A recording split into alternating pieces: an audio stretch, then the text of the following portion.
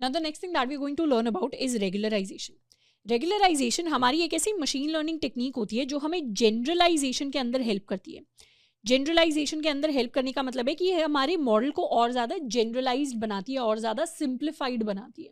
तो रेगुलराइजेशन को हम यूज़ करते हैं जब भी हमारे पास एक ओवर फिटिंग की कंडीशन आती है, तो वहाँ पर रेगुलराइजेशन को यूज़ करना सेंस बनाता है, क्योंकि वहाँ पर हम चाहते हैं कि हमारा मॉडल और ज़्यादा जनरलाइज्ड हो जाए। मतलब हमारे ट्रेनिंग डेटा पर वो मॉडल बहुत ज़्यादा फिक्स ना हो, वो थोड़ा सा जनरलाइज्ड मॉडल हमें निकल कर आए। तो रेगुलराइजेशन के अंदर basically what do we do, जैसे अभी के लिए अगर हम बात करें अपने एक ओवरफिटिंग मॉडल की, तो हमने एग्जाम्पल लिया था कुछ इस तरीके का कि अगर हमारे पास इस तरीके के डेटा पॉइंट्स हैं तो वहाँ पर ओवरफिटिंग मॉडल क्या करेगा, वहाँ पर ओवरफिटिंग मॉडल कुछ इस तरीके का हो सकता है, हमें कर्व दे दे।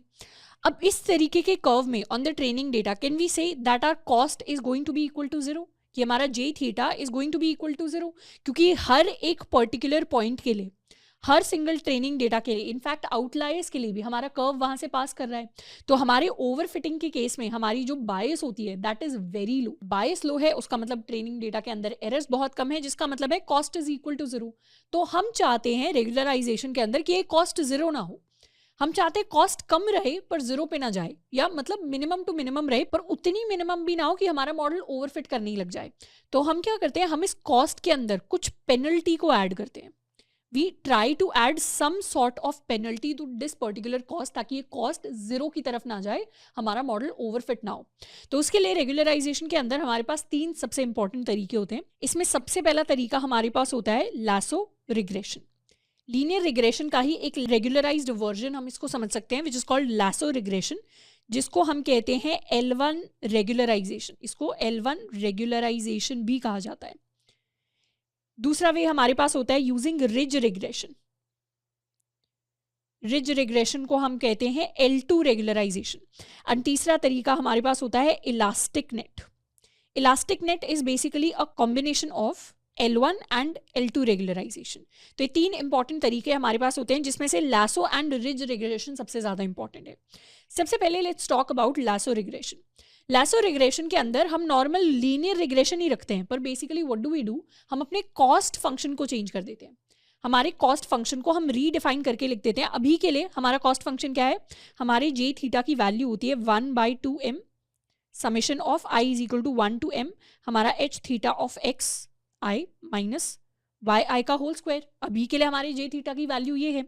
लासो रिग्रेशन के अंदर हम क्या करते हैं, इसके अंदर एक पर्टिकुलर वैल्यू ऐड करते हैं which is called lambda summation of i is equal to 1 to n absolute value of theta, या इसको आई की जगह जे कर लेते हैं, थीटा जे। तो ये पर्टिकुलर कॉस्ट फंक्शन के अंदर हम वेरिएशन लेकर आ जाते हैं। Basically what do we do, अपने कॉस्ट फंक्शन के अंदर रेगुलराइजेशन में पेनल्टी ऐड करने के लिए हम कॉस्ट फंक्शन की इक्वेशन को चेंज कर देते हैं, और हमारी जो नई कॉस्ट फंक्शन की इक्वेशन आती है उसको हम कहते हैं that the cost is going to be, जो भी हमारा एरर था जिसको हम ऑलरेडी कैलकुलेट कर रहे थे, जैसे एक कॉस्ट फंक्शन है, इसके अंदर ये एरर तो हम ऑलरेडी कैलकुलेट करते ही थे, अपना मीन स्क्वेयर्ड एरर। इस मीन स्क्वेयर्ड एरर के अंदर हम ऐड कर देते हैं लैम्डा इनटू सम पेनल्टी। ये हमारी पेनल्टी वैल्यू होती है, और लैम्डा को हम कहते हैं अपना regularisation strength. Regularisation strength is lambda. Regularisation strength कहने का मतलब है कि कितनी स्ट्रॉन्ग पेनल्टी हम ऐड करना चाहते हैं। तो हम क्या करते हैं, लासो रिग्रेशन के अंदर अपने कॉस्ट फंक्शन को कुछ इस तरीके से चेंज कर देते हैं, जिसमें this is my regularisation strength या strength of regularisation, and this is my penalty जो मैंने ऐड कर दिया है। यहाँ पर इस वैल्यू का क्या मतलब है, यहाँ पे इस वैल्यू का मतलब है थीटा जे। बेसिकली क्या है, थीटा जे हमारे सारे के सारे पैरामीटर्स हैं, एंड इसके अंदर हमारे कितने पैरामीटर्स को हम I to N पैरामीटर्स को कंसिडर कर रहे हैं। बेसिकली अगर हमारे मॉडल के लिए, अगर हमारे डेटा के अंदर हमारे पास N इनपुट फीचर्स हैं, तो उन सारे के सारे फीचर्स के लिए हम अपने पैरामीटर्स को कंसिडर कर रहे हैं। इसके अंदर नोट करना है कि हमारा जो थीटा 0 होता है उसको हम रेगुलराइज नहीं करते हैं, हम थीटा 1 से लेकर n तक ही रेगुलराइजेशन को परफॉर्म करते हैं, थीटा 0 को हम रेगुलराइज नहीं करते हैं। So this is what our lasso regression does. अब ये तो हमने थ्योरेटिकली देख लिया कि ठीक है, लासो रिग्रेशन लीनियर रिग्रेशन ही है, बस उसके अंदर कॉस्ट फंक्शन चेंज हो जाता है। But what does this mean, इसका मतलब क्या है एग्जैक्टली, तो उसको एक बार समझते हैं ज्योमेट्रिकली। बेसिकली अपने कॉस्ट फंक्शन के अंदर ये तो हमारा रेगुलराइजेशन स्ट्रेंथ हो गई, एंड क्या हम कह सकते हैं, this 1 to n summation is our number of features, ये हमारे नंबर ऑफ फीचर्स हैं।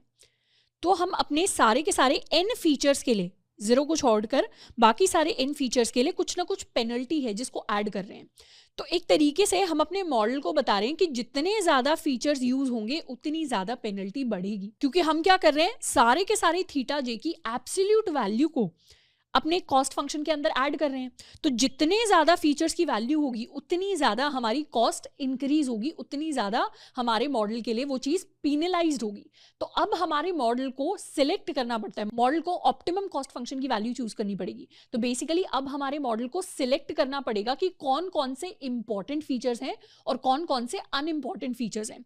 तो अब हमारा मॉडल क्या करेगा, जो भी अनइम्पॉर्टेंट फीचर्स हैं, मतलब जो हमारे मॉडल के अंदर रिलेशनशिप प्रेडिक्ट करने में, एरर को मिनिमाइज करने में उतना ज्यादा हेल्प नहीं कर रहे थे, तो अब हमारा मॉडल उन सारे थीटा जे को 0 पे सेट कर देगा या फिर उनकी वैल्यूज को बहुत ज्यादा मिनिमाइज कर लेगा। तो बेसिकली ये जो हमने नंबर ऑफ फीचर्स को पीनलाइज किया है, इससे क्या होता है, जो भी अनइम्पॉर्टेंट फीचर्स हैं उनको अब हमारा मॉडल रिड्यूस करना, इरेडिकेट करना या डिक्रीज करना स्टार्ट कर देता है, जिसकी वजह से एट द एंड हमारी नंबर ऑफ फीचर्स डिक्रीज हो जाते हैं। अगर नंबर ऑफ फीचर्स डिक्रीज हो गए, अगर हमारे नंबर, इसको यहाँ लिख लेते हैं, अगर हमारे नंबर ऑफ फीचर्स डिक्रीज हो गए तो क्या हम कह सकते हैं कि हमारा मॉडल सिंप्लीफाई हो गया। हमने अंडर फिटिंग ओवर फिटिंग के अंदर बात की थी कि कभी भी मॉडल ओवरफिट हो, ओवरफिट के केस में क्या करना है, नंबर ऑफ फीचर्स डिक्रीज कर दो। नंबर ऑफ फीचर्स डिक्रीज कर देंगे तो मॉडल सिंप्लीफाई हो जाएगा, मतलब मॉडल हमारा थोड़ा ऑप्टिमल की तरफ शिफ्ट हो जाएगा। सो this is what lasso regression does. इसको अगर हम ज्योमेट्रिकली थोड़ा सोचना चाहते हैं तो बेसिकली अगर हम एक ग्राफ ड्रॉ करके देखें, अगर हमारे ग्राफ में लेट्स सपोज इस तरीके से हमारे पॉइंट्स थे एंड कुछ इस तरीके की लाइन हमारे लिए पहले ड्रॉ हो रही थी। अब इस लाइन के अंदर तो सारी की सारी लीनियर रिग्रेशन का हम केस ले रहे हैं, सारे के सारे पॉइंट्स के थ्रू हमारी लाइन पास कर रही है, तो यहाँ पर तो जे थीटा क्या हो गया, 0 हो गया। पर यहाँ पर अगर हम लासो रिग्रेशन को ऐड करते हैं तो ये जो वैल्यू है, इस वैल्यू को थोड़ा सा कम होना पड़ेगा और हमारी जो लाइन है वो जनरली एक्स एक्सिस के थोड़ा सा पास में शिफ्ट हो जाती है। मतलब हो सकता है नई लाइन कुछ ऐसी निकल कर आए। नई लाइन एक्स एक्सिस के पास क्यों शिफ्ट हो जाएगी, क्योंकि अब अपने कॉस्ट फंक्शन के अंदर हम अपने पैरामीटर्स को, अपने कोफिशिएंट को कंसिडर कर रहे हैं, और कॉस्ट फंक्शन को अगर हम मिनिमाइज करना चाहते हैं तो कोफिशिएंट की वैल्यू को हमें कम करना पड़ेगा। क्या हम कह सकते हैं लीनियर रिग्रेशन के लिए हमारे पास थीटा नॉट को छोड़ के एक ही कोफिशिएंट होता है।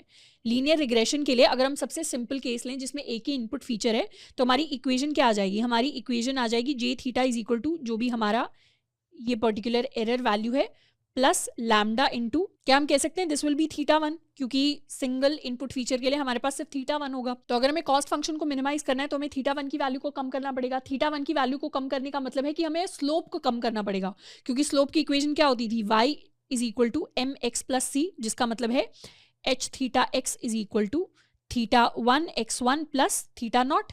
तो m को कम करेंगे मतलब थीटा 1 को कम करेंगे, थीटा 1 कम हुआ, जैसे ही लाइन का स्लोप कम होता है वो लाइन x एक्सिस की तरफ थोड़ी सी शिफ्ट हो जाती है, और कम करेंगे यहाँ शिफ्ट हो जाएगी, और कम करेंगे यहाँ शिफ्ट हो जाएगी, 0 कर देंगे तो इस तरीके से शिफ्ट हो जाएगी। तो जैसे ही हम ये पैरामीटर, ये पेनल्टी इंट्रोड्यूस करते हैं, हमारी लाइन का स्लोप थोड़ा सा कम हो जाता है और वो x एक्सिस की तरफ शिफ्ट हो जाती है। तो ये ज्योमेट्रिकली हमें ये देखने को मिलता है। एक्चुअलिटी में क्या होता है, हमारा मॉडल सिंप्लीफाई हो जाता है, उसकी ओवर फिटिंग वाली चीज कम हो जाती है, और मैथमेटिकली क्या होता है, कॉस्ट फंक्शन के अंदर हम ये पेनल्टी है जिसको ऐड कर देते हैं। So this is what lasso regression does for our particular model. तो वैसे तो रेगुलराइजेशन को सिर्फ लीनियर रिग्रेशन के लिए नहीं, हम और भी मॉडल्स के लिए परफॉर्म कर सकते हैं, एंड वहां पर जो चेंजेस आएंगे वो बिल्कुल इसी तरीके के होंगे। मतलब किसी भी मॉडल का जो भी कॉस्ट फंक्शन होगा उसमें एरर तो ऑलरेडी कैलकुलेट हो ही रहा होगा, उसके साथ हम कुछ ना कुछ लैम्डा इंटू पेनल्टी ऐड कर देते हैं। डिपेंडिंग अपॉन हम लीनियर रिग्रेशन क्या कर रहे हैं या कौन सा मॉडल यूज कर रहे हैं, उस हिसाब से ये जो वैल्यू है चेंज हो जाती है। तो लीनियर रिग्रेशन के केस में, लासो रिग्रेशन में हमारी ये पर्टिकुलर इक्वेशन है जिसको हम यूज कर रहे होते हैं। अब जैसे हमारे पास लासो रिग्रेशन है वैसे ही we have ridge regression. Ridge regression के केस में क्या होता है, रिज रिग्रेशन के केस में जो हमारा जे थीटा होता है उसमें कॉस्ट तो हम लेते हैं, वही सेम कॉस्ट हम यूज करेंगे लीनियर रिग्रेशन वाली, which is summation of i is equal to 1 to m हमारा h theta of x i minus y i का स्क्वायर, एंड इसके अंदर इस बार हम ऐड कर देते हैं लैम्डा इंटू समेशन ऑफ, इसको कर लेते हैं j is equal to 1 to n, and इस बार हम लेते हैं थीटा j का स्क्वायर। तो this is what the cost function equation is in case of ridge regression. तो रिज रिग्रेशन के केस में हमारा ये पर्टिकुलर कॉस्ट फंक्शन होता है जिसको हम कैलकुलेट करने की कोशिश करते हैं। So let's minimise this and इसको हम कंपेयर कर सकते हैं अपने लासो रिग्रेशन की इक्वेशन के साथ। ये रिज के लिए है, ये हमारे लासो के लिए। लासो के केस में क्या था, लासो के केस में हम सिर्फ एब्सोल्यूट वैल्यूज का समेशन ले रहे थे, तो यहाँ पर एब्सोल्यूट वैल्यूज का समेशन ले रहे थे, पर इस बार हम क्या कर रहे हैं, उनका स्क्वायर ले रहे हैं। अब लासो रिज में एक डिफरेंस होता है। लासो के केस में अगर हमारे पास बहुत सारे कोफिशिएंट्स हैं तो कुछ कुछ कोफिशिएंट्स को लासो डायरेक्टली एज जीरो भी सेट कर सकता है, पर रिज के केस में डायरेक्टली कोफिशिएंट्स को जनरली एज जीरो नहीं सेट किया जाता, पर उनकी वैल्यू को बहुत ज़्यादा डिक्रीज कर दिया जाता है। क्योंकि अगर किसी कोफिशिएंट की वैल्यू बहुत छोटी कर देंगे और फिर उस छोटी वैल्यू का स्क्वायर लेंगे तो वो वैल्यू और ज़्यादा छोटी हो जाती है। अब रिज रिग्रेशन के केस में which is L2 regularisation, basically अगर हम लीनियर रिग्रेशन का केस लें तो what is the equation, the equation basically is कि हमारे पास कोई ना कोई एरर है, उसके अंदर हम लैम्डा इनटू स्लोप का स्क्वायर ले रहे हैं। क्या हम कह सकते हैं दिस इज द स्लोप, क्योंकि थीटा 1 ही होगा हमारे रिज रिग्रेशन के केस में जो हमारे इस पूरे समेशन के अंदर आएगा। अगर हमारा सिंगल इनपुट फीचर x है तो मतलब अगर हमारे पास नॉर्मल सा कोई ग्राफ बन रहा है कुछ इस तरीके का जो हमारे सारे के सारे पॉइंट्स के थ्रू जा रहा है, तो उसके अंदर हम क्या कर रहे हैं, उसके अंदर हम स्लोप का स्क्वायर ले रहे हैं। तो यहाँ पर भी वही सेम चीज़ है जो रिपीट होगी जो हमने लासो में डिस्कस की थी कि अब हमारे मॉडल को चूज करना पड़ेगा कि is this slope, is this bigger slope value so important कि हम अपने एरर को बढ़ाना चाह रहे हैं। तो यहाँ पर क्या होगा, अगर हमारी ऑलरेडी कॉस्ट जीरो आ रही है यहाँ पर, तो जे थीटा में इवन दो एरर भी जीरो हो जाए पर फिर भी हमारा स्लोप क्योंकि हाई आएगा तो कुछ ना कुछ कॉस्ट एडिशनली है जो हमारी जे थीटा के अंदर ऐड होगी। तो यहाँ से हमारी जो कॉस्ट की वैल्यू आएगी, जे थीटा की वैल्यू आएगी, वो कुछ ना कुछ पॉजिटिव वैल्यू आएगी और उसको हम क्या करेंगे, उसको हम मिनिमाइज करने की कोशिश करेंगे। तो इसे मिनिमाइज करने के लिए या तो हम एरर को डिक्रीज कर सकते हैं या फिर हम स्लोप को डिक्रीज कर सकते हैं। अब एरर तो और ज्यादा डिक्रीज होगा नहीं, मतलब पूरा का पूरा मॉडल ओवरफिट हो जाए और सारे पॉइंट्स के थ्रू पास करे तो एरर जीरो आता है, जीरो से कम तो डिक्रीज कर नहीं सकते एरर को। तो हम बेसिकली क्या करेंगे, अपने स्लोप को डिक्रीज करने की कोशिश करेंगे। स्लोप डिक्रीज होने का मतलब है कि हमारा जो लाइन है वो कुछ इस तरीके से थोड़ा सा लेस स्टीप हो जाएगी। Can we say that this line is less steep और this line is closer to the x axis. तो ये लाइन लेस स्टीप हो जाएगी जिसका मतलब है स्लोप वैल्यू तो थोड़ी सी डिक्रीज हो जाएगी पर उससे एरर थोड़ा सा बढ़ जाएगा। ये लाइन इन पॉइंट से अब इस लाइन का थोड़ा थोड़ा एरर है जब आना शुरू हो जाएगा, तो हमें जे थीटा की ऐसी वैल्यू फाइंड आउट करनी होती है जिसमें एरर तो थोड़ा बहुत बेशक इंट्रोड्यूस हो जाए पर स्लोप डिक्रीज होने की वजह से ये जो ओवरऑल वैल्यू है ये मिनिमाइज हो जाए। तो हमारा गोल होता है कि हम ओवरऑल जे थीटा को मिनिमाइज करना चाहते हैं। उसके लिए भले ही हमारा एरर थोड़ा सा बढ़ा दो पर स्लोप डिक्रीज होकर उसको काउंटर कर देगा तो ओवरऑल वैल्यू हमारी मिनिमम आ जाएगी। सो this is what ridge regression does. तो वो भी क्या करता है, लीनियर रिग्रेशन के केस में हमारी अगर सिंगल एक लाइन है तो उसको एक्स एक्सिस की तरफ शिफ्ट करेगा जिसकी वजह से स्लोप डिक्रीज हो जाएगा। If we talk about the simplest form of linear regression, तो इस तरीके से हमारा लासो रिग्रेशन ये इक्वेशन यूज करता है, हमारा रिज रिग्रेशन ये इक्वेशन यूज करता है एंड इलास्टिक नेट के अंदर इन्हीं दोनों का हम कॉम्बिनेशन यूज करते हैं। तो इन शॉर्ट या इन समरी हम कह सकते हैं कि हमारा जो रिज रिग्रेशन है वो हमारे लिए क्या करता है, it prevents overfitting for us. तो ये इंपॉर्टेंट काम है जो रिज रिग्रेशन करता है एंड लासो रिग्रेशन भी यही काम करता है कि एक तो हमारा जो लासो रिग्रेशन होता है इट प्रिवेंट्स ओवरफिटिंग, ओवरफिटिंग को तो वो प्रिवेंट करता ही है, क्योंकि लासो रिग्रेशन के केस में हमारी कुछ कोफिशिएंट्स की वैल्यू जीरो भी जा सकती है जिसकी वजह से कुछ ऐसे फीचर्स होंगे जो कंप्लीटली एलिमिनेट हो जाएंगे। तो लासो रिग्रेशन हमें फीचर सिलेक्शन के अंदर भी हेल्प करता है, तो ये हमें फीचर सिलेक्शन के अंदर भी हेल्प कर रहा होता है। तो ये तो हमने रेगुलराइजेशन का लॉजिक कवर कर लिया। Next thing that we are going to do is implement lasso regression with sklearn। Now let's talk about the implementation of lasso regression. तो उसके लिए I can create a new file, एक नई notebook यहाँ पे create कर लेते हैं, इसको नाम देते हैं lasso regression. And lasso regression के अंदर बेसिकली हमारे पास sklearn के अंदर मॉडल होता है, तो let's search for lasso sklearn and this is our lasso model. Lasso model हमारा लीनियर मॉडल ही होता है, मतलब ये लीनियर रिग्रेशन को ही यूज कर रहा है बट इसके अंदर हमारा जो कॉस्ट फंक्शन है वो हमारे लिए चेंज हो जा रहा है। अब जनरली अपने फॉर्मूलाज के अंदर लासो एंड रिज रिग्रेशन के जो फॉर्मूला है उसमें जो हमारा रेगुलराइजेशन स्ट्रेंथ होता है विच इज कॉल्ड लैम्डा, उसको sklearn के अंदर हम अल्फा कहते हैं, वो हमारा अल्फा होता है। We don't have to confuse this alpha with the learning rate. Learning rate वाला अल्फा अलग है. अच्छा, मशीन लर्निंग के अंदर आपको कई बार सेम सिंबल्स या सेम टर्म्स रिपीट होते हुए दिखेंगे, तो वहां पर कंफ्यूज नहीं होना है. हर एक टर्म का जो मीनिंग है वो कॉन्टेक्स्ट वाइज डिफर हो जाता है. जैसे हमने पहले बात की थी बायस की, तो बायस हम इंटरसेप्ट को भी कह सकते हैं, हमारी थीटा नॉट को, एंड बायस हमारा जो एरर फ्रॉम रॉन्ग अजम्पशंस होता है उस वैल्यू को भी हम बायस कहते हैं. मतलब अंडर फिट ओवर फिट के केस में जो हमारा बायस होता है वो डिफरेंट बायस होता है.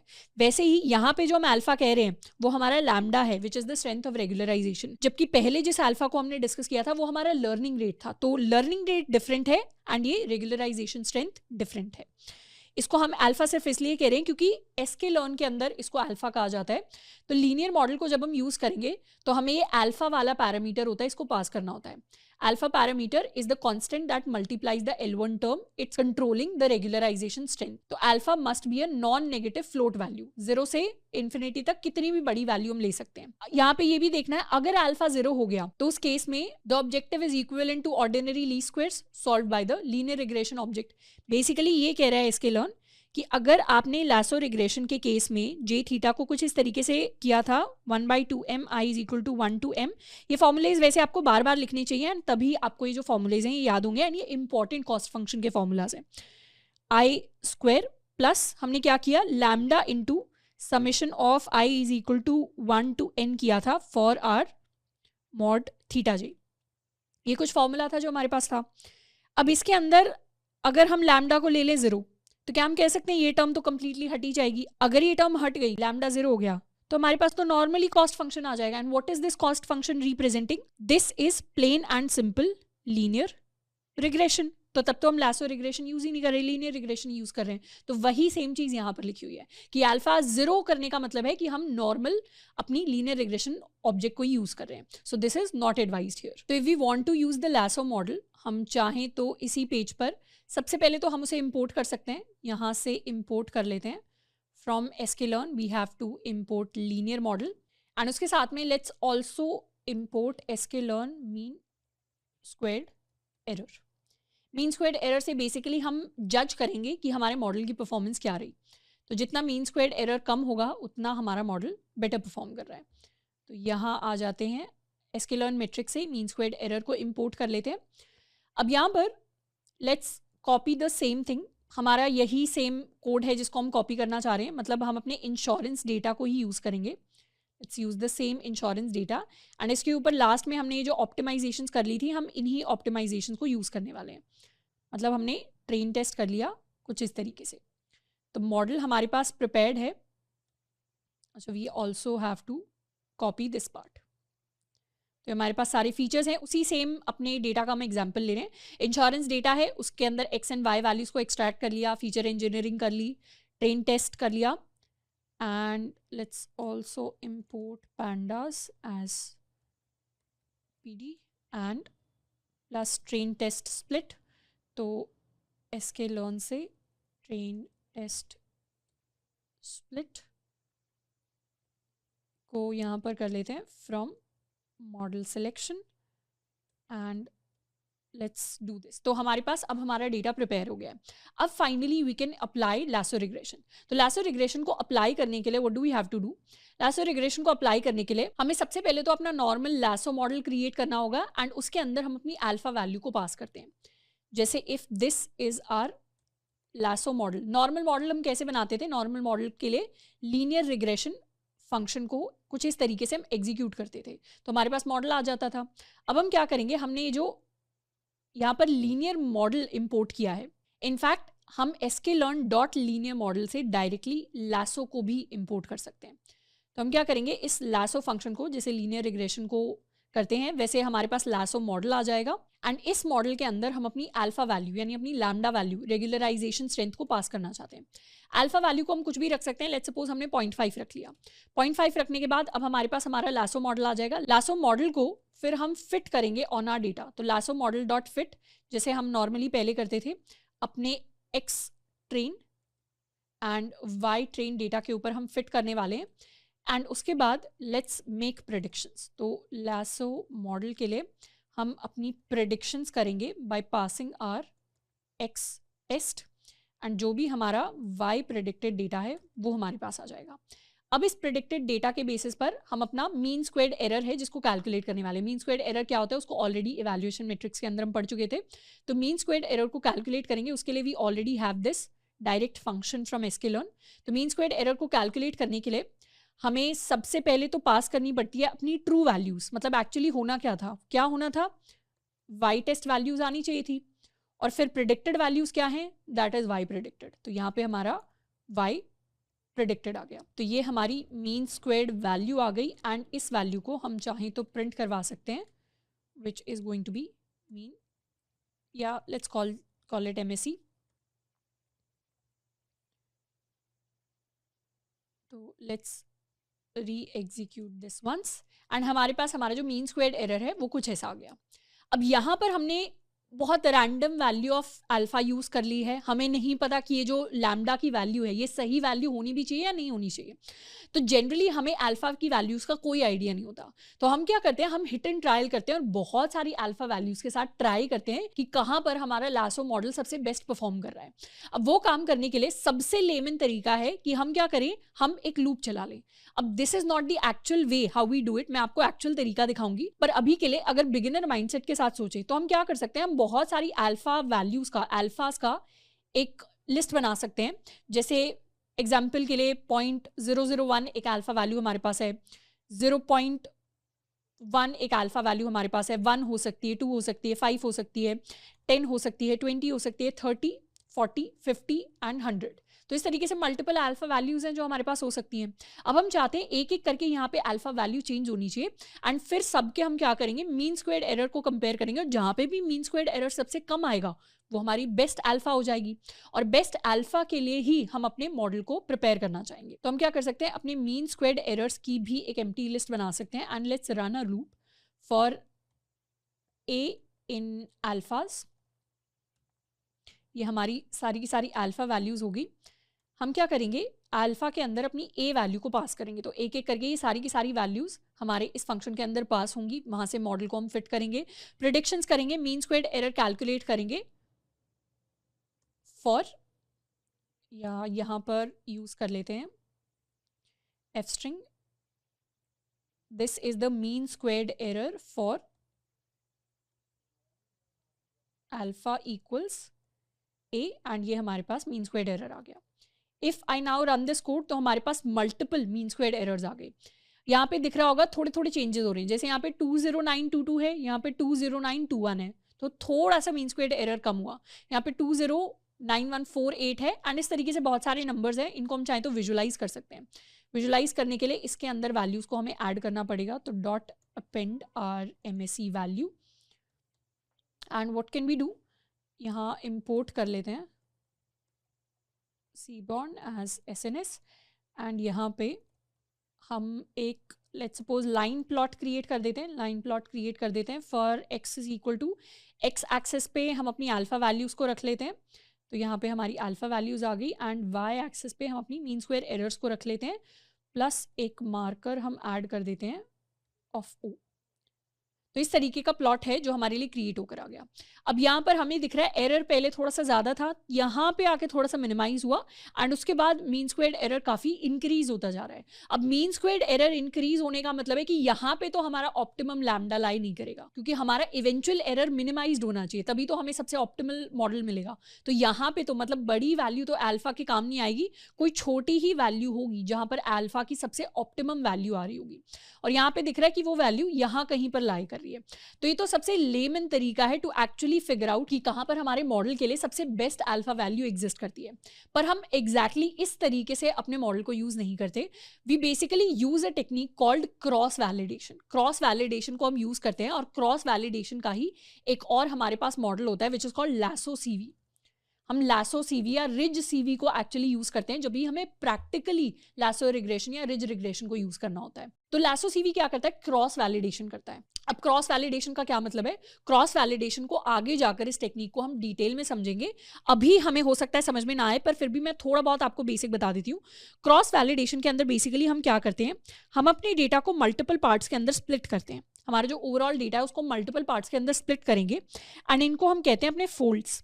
ये हमारा फोल्ड 1 हो गया, ये हमारा फोल्ड 2 हो गया, ये हमारा फोल्ड 3 हो गया। तो मल्टीपल पार्ट्स के अंदर डेटा को स्प्लिट करते हैं और हम मल्टीपल आइटरेशन करते हैं, और हर आइटरेशन के अंदर तो इस तरीके के हमारे पास मल्टीपल फोल्ड्स आ जाते हैं।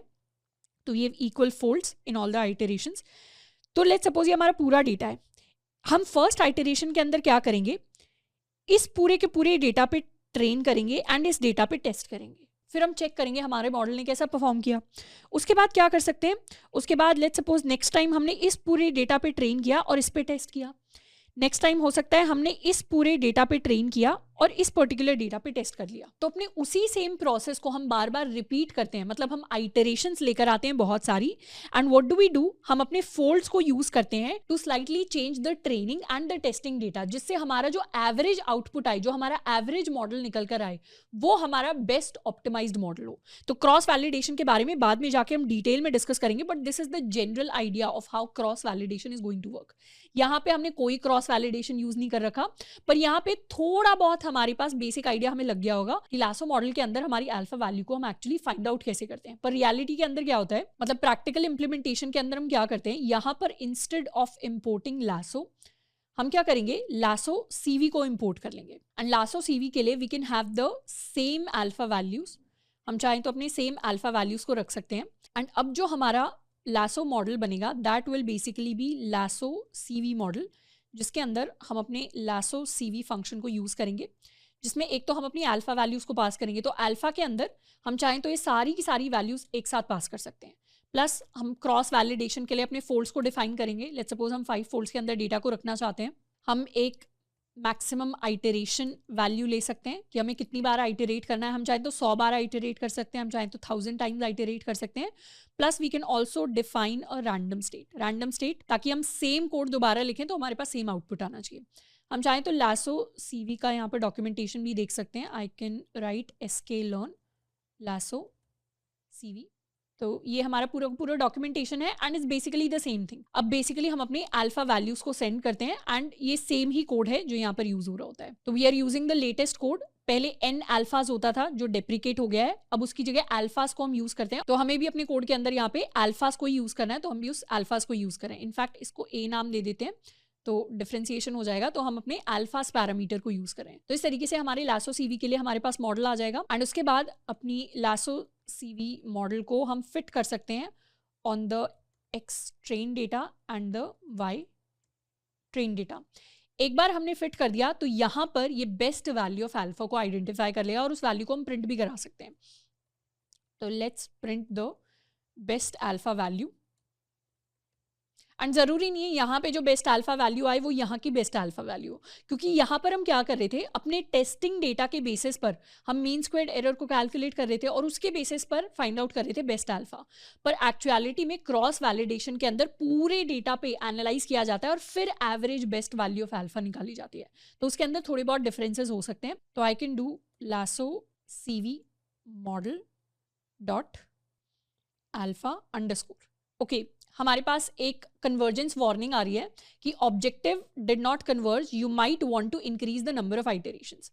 ऑब्जेक्टिव डिड नॉट कन्वर्ज या कन्वर्जेंस एरर का मतलब होता है कि बेसिकली हमारे पास कॉस्ट फंक्शन के अंदर हम क्या करना चाहते हैं, ग्रेडियंट डिसेंट क्या करना चाहता है, इस तरीके का कॉस्ट फंक्शन होता है, वो इस वैल्यू पे कन्वर्ज करना चाहता है, मिनिमम पे कन्वर्ज करना चाहता है। पर कन्वर्ज करने के लिए उसे बहुत बार उस प्रोसेस को रिपीट करना पड़ता है, तो नंबर ऑफ आइटरेशंस उसे काफ़ी ज़्यादा चाहिए।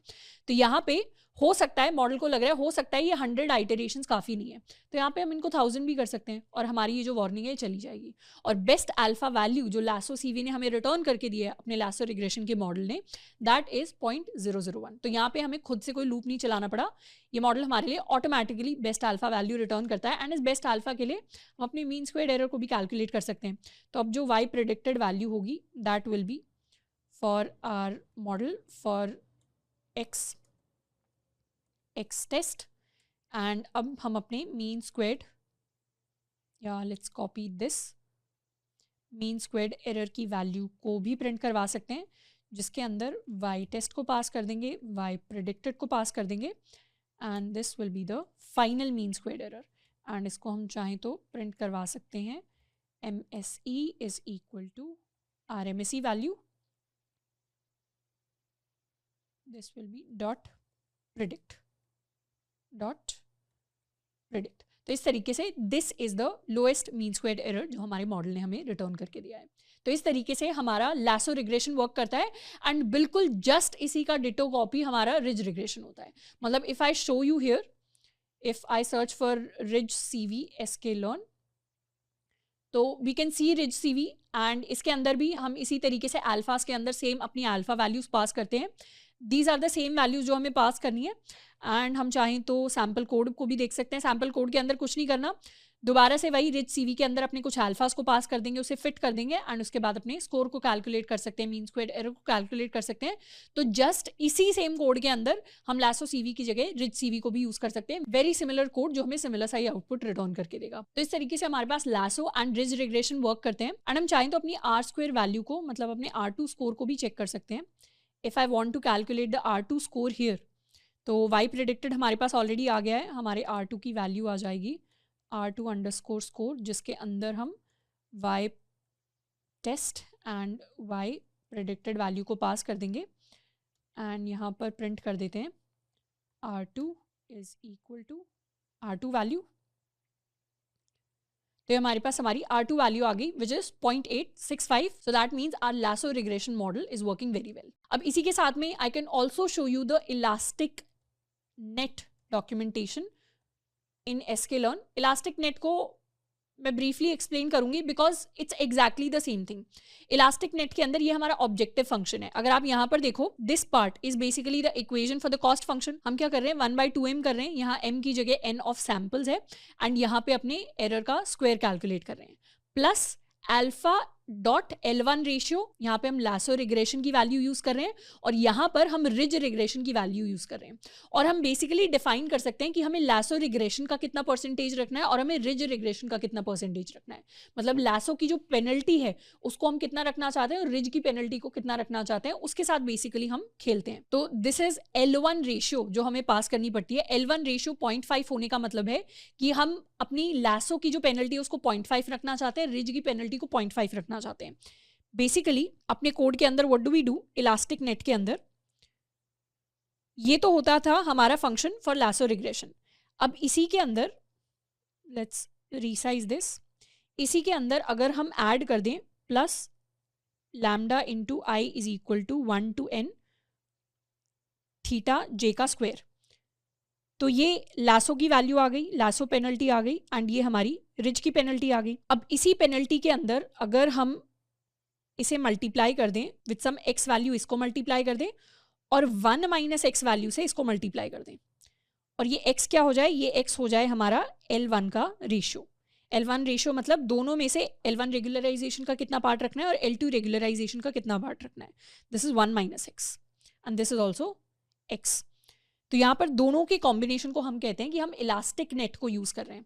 तो इस तरीके से इलास्टिक नेट वर्क करता है जहां पर भी L1 रेशियो 0 हो जाए। If this L1 ratio, if this becomes equal to 0, तो उस केस में हम क्या कहेंगे, उस केस में हम कहेंगे ये पैरामीटर पूरा हट गया, मतलब हम यहाँ पर रिज रिग्रेशन को यूज कर रहे हैं, यानी L2 रेगुलराइजेशन। जिस केस में L1 रेशियो 1 हो गया उस केस में हम कहेंगे ये पैरामीटर पूरा हट गया, मतलब यहाँ पर हम लासो रिग्रेशन को यूज कर रहे हैं विच इज L1 रेगुलराइजेशन। तो इसी तरीके से elastic net is a mix of both of these. तो इस तरीके से हम रेगुलराइजेशन को इंप्लीमेंट करते हैं।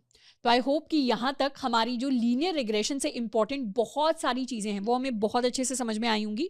बेसिकली अभी तक हमने क्या क्या कवर किया है, अभी तक हमने अपने एक मॉडल को अच्छे से कवर किया है which is linear regression. Linear regression के साथ में हम कह सकते हैं हमने एक और मॉडल को कवर किया है विच इज़ लासो रिग्रेशन।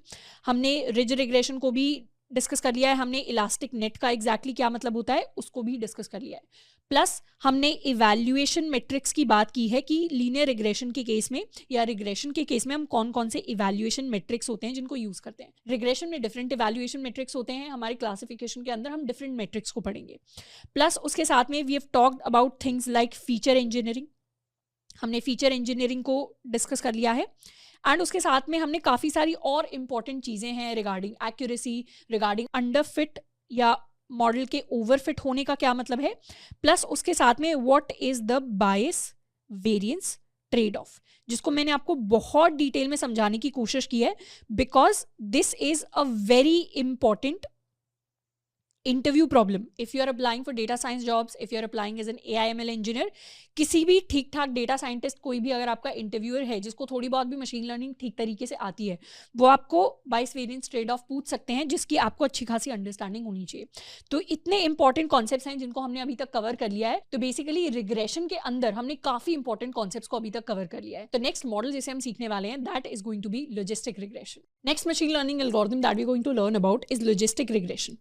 तो सबसे पहले तो हम अपनी एल्गोरिथम के इंट्यूशन की बात करेंगे, we'll understand the logic of the algorithm, the math behind the algorithm, and उसके बाद हम इसकी इंप्लीमेंटेशन यानी इसके कोड की बात करेंगे। तो लॉजिस्टिक रिग्रेशन को हम यूज़ करते हैं क्लासिफिकेशन के लिए। क्लासिफिकेशन को हम ऑलरेडी पढ़ चुके हैं। क्लासिफिकेशन का मतलब होता है जब हम अपने डेटा को कैटेगरीज में या क्लासेस में क्लासिफाई करना चाहते हैं।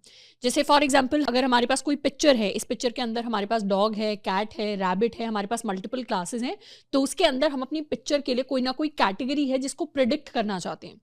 अगर हम किसी बैंक के अंदर काम करते हैं तो किसी भी कैंडिडेट की लोन एप्लीकेशन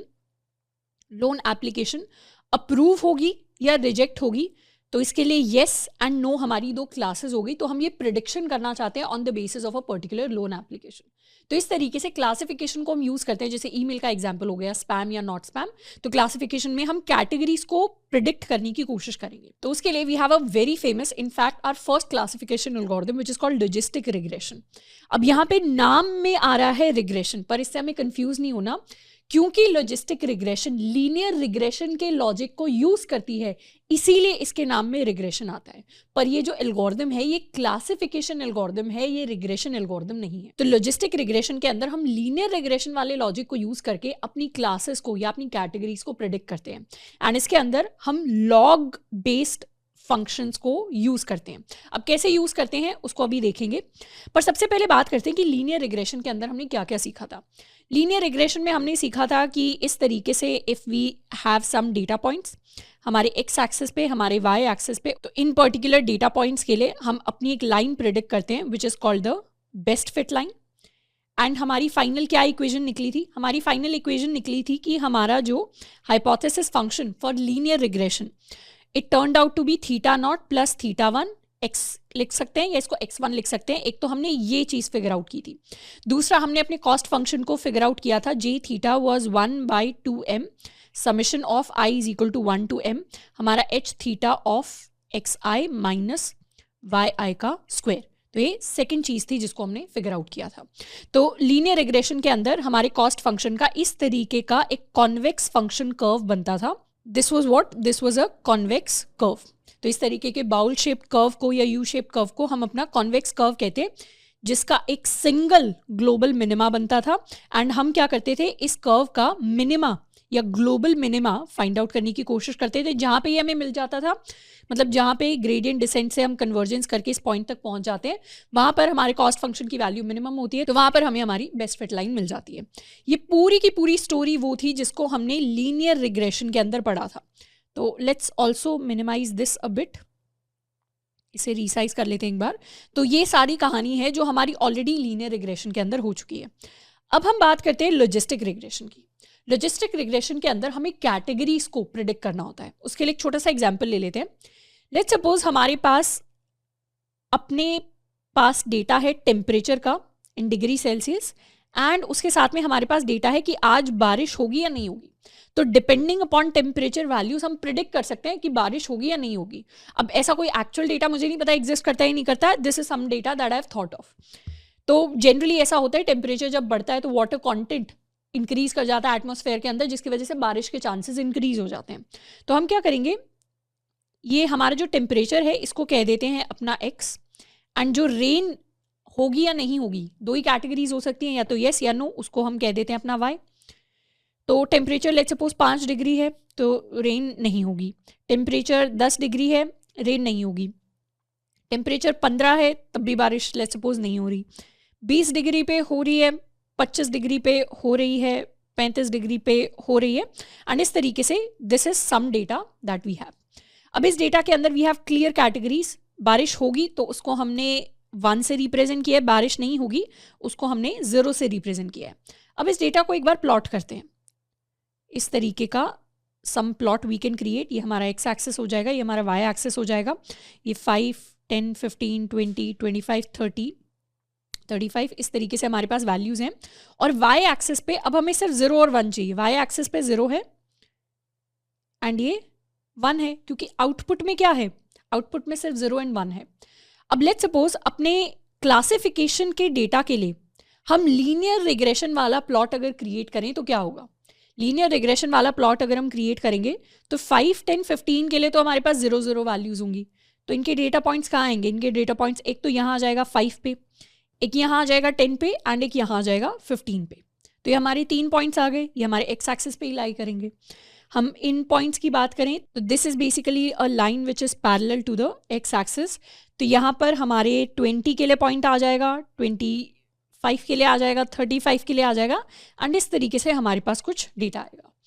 अब ये हमारा डेटा है एंड ये डेटा 2 ही कैटेगरीज के अंदर लाई करता है। हमने बहुत सिंपल सा बाइनरी क्लासिफिकेशन का एग्जाम्पल लिया है। अब इन डेटा पॉइंट्स के लिए हम बेस्ट फिट लाइन ड्रॉ करना चाहते हैं, तो वो बेस्ट फिट लाइन कैसी दिखेगी, क्या हम कह सकते हैं वो बेस्ट फिट लाइन कुछ इस तरीके की दिखेगी। The line will look something like this, कि वो सारे डेटा पॉइंट्स के कुछ इस तरीके से पास करने की कोशिश करेगी and the line will look something like this. अब जस्ट ऐसे ही थोड़ा सा गहराई में सोचने की कोशिश करते हैं कि लेट्स सपोज हम बेस्ट फिट लाइन से ही अपनी 0 या 1 वैल्यू को प्रिडिक्ट करने की कोशिश कर रहे हैं। तो लेट्स सपोज हमारे पास कोई टेम्परेचर आया है 40 is equal to 22 degree Celsius. 22 degree Celsius का टेम्परेचर है एंड उसके लिए हम वैल्यू को प्रिडिक्ट करना चाहते हैं कि उसमें बारिश होगी या नहीं होगी।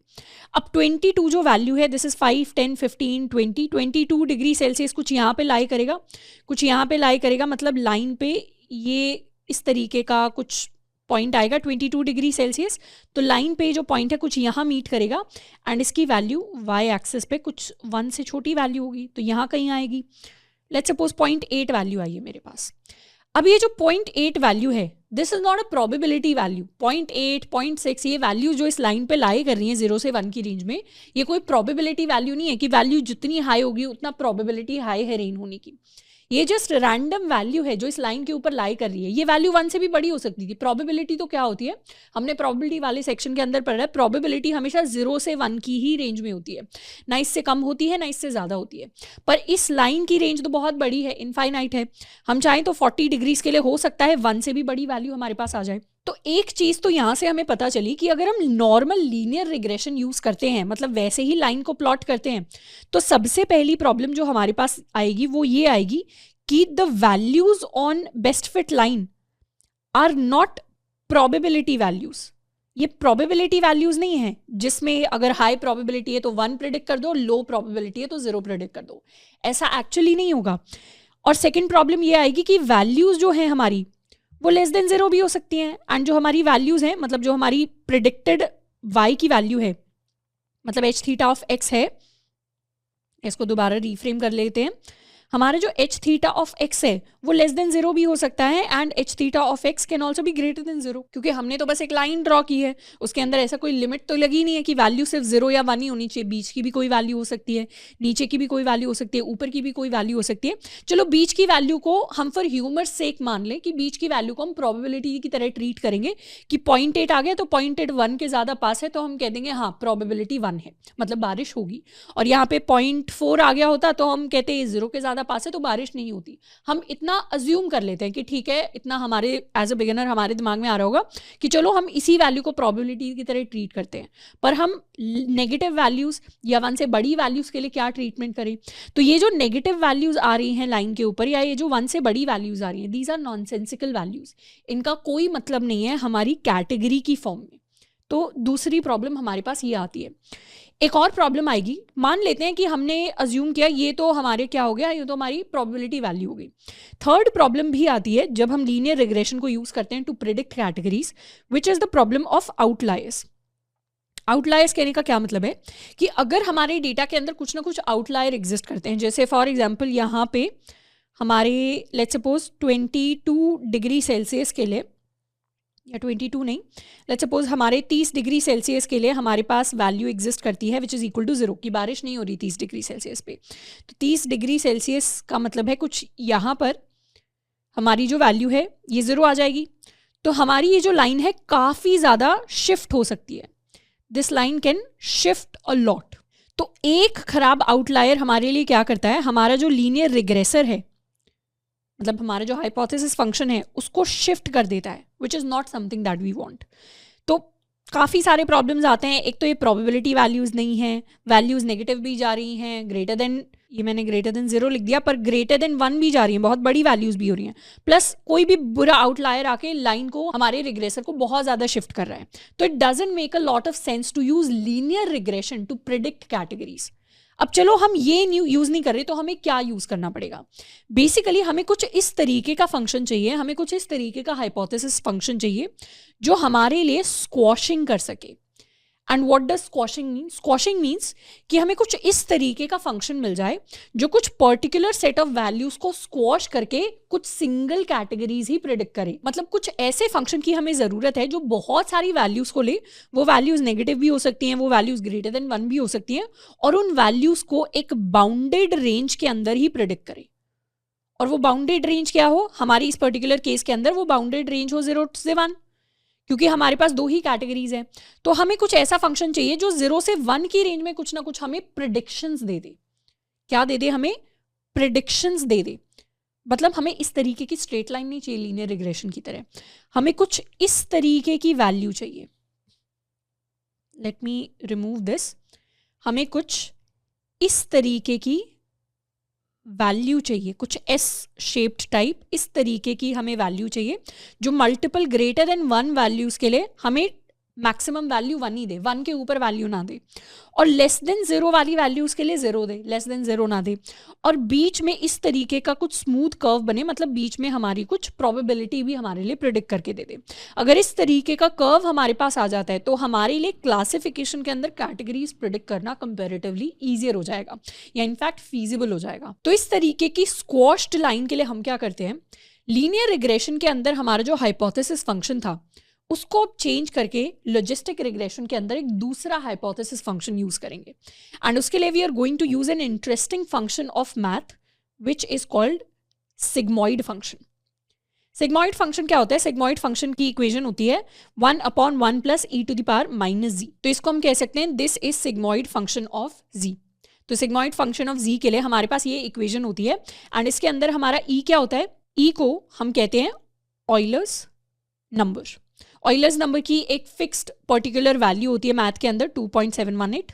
तो हम क्या करेंगे, लॉजिस्टिक रिग्रेशन के अंदर हम अपने सिग्मॉइड एक्टिवेशन फंक्शन को यूज करेंगे। एक्टिवेशन फंक्शन बेसिकली ऐसी टर्म है जो जब हम न्यूरल नेटवर्क्स पढ़ेंगे तो हमें और अच्छे से समझ में आएगी, पर activation function is just like a normal function जिसको हम किसी वैल्यू के ऊपर अप्लाई कर रहे हैं।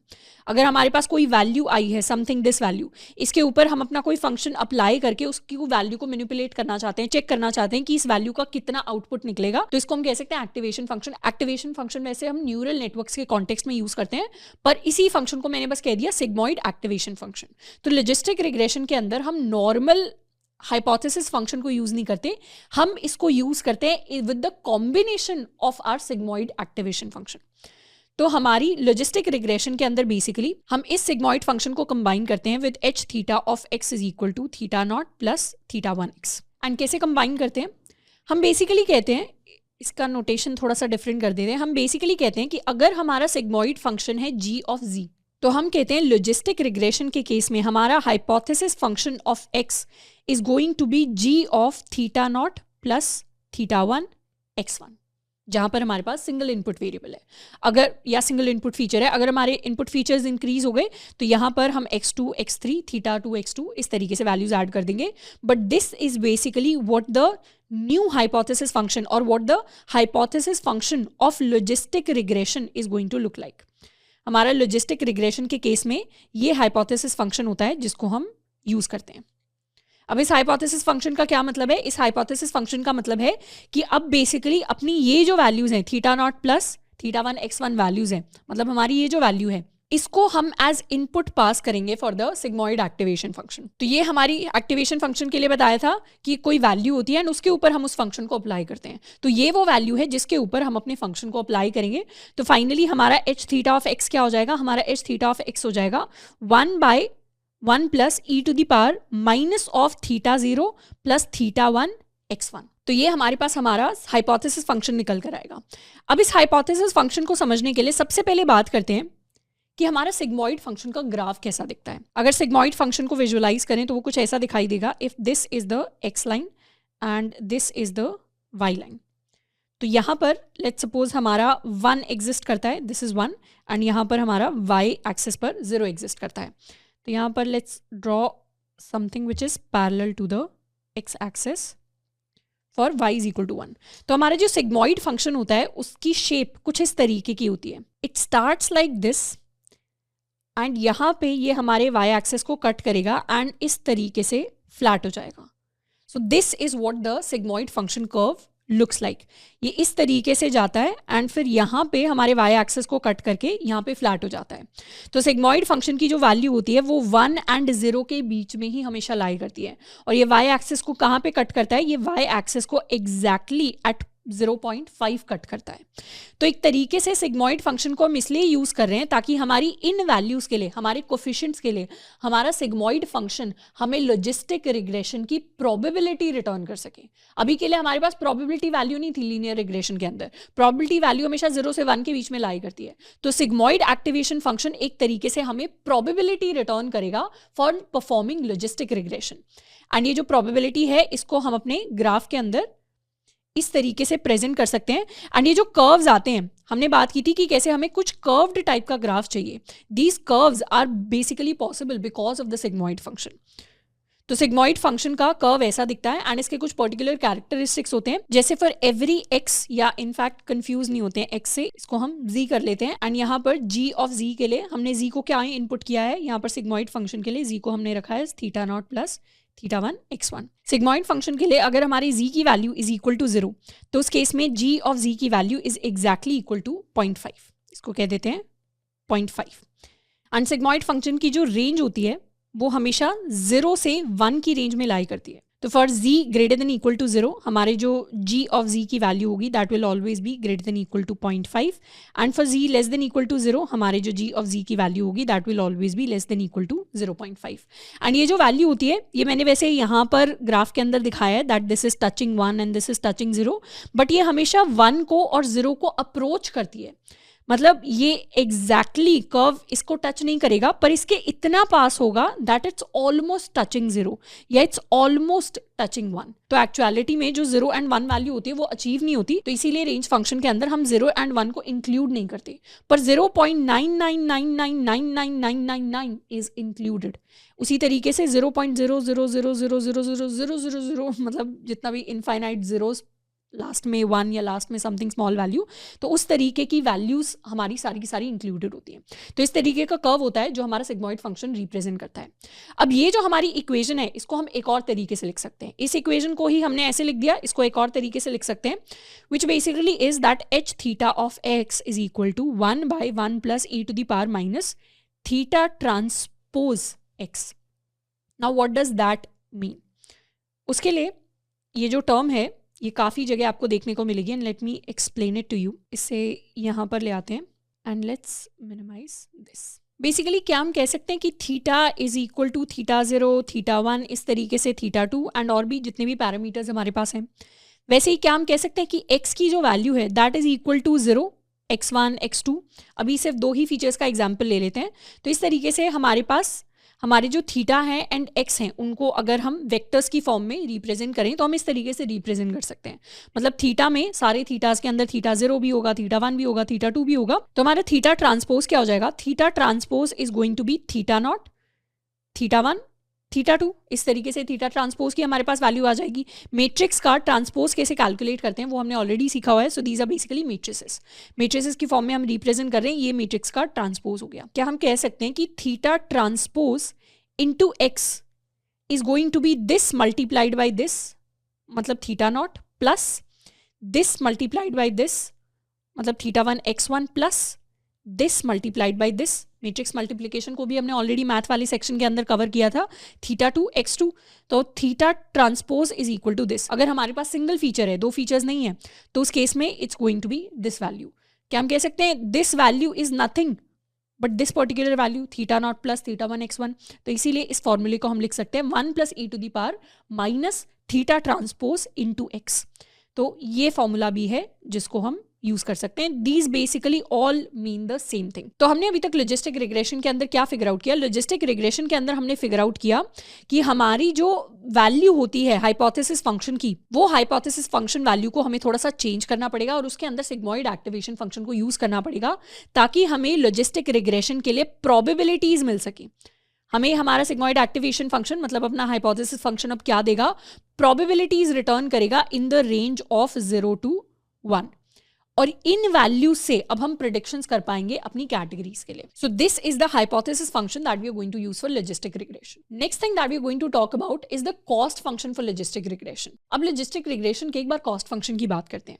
लीनियर रिग्रेशन के अंदर कॉस्ट फंक्शन था j theta of 1/2 into m summation of i is equal to 1 to m हमारा h theta of xi minus yi का स्क्वायर, ये हमारा कॉस्ट फंक्शन होता था। अब इसी कॉस्ट फंक्शन को अगर हम अपने सिग्मोइड फंक्शन के ऊपर अप्लाई करेंगे, मतलब यहां पर क्या वैल्यू आएगी? What is this?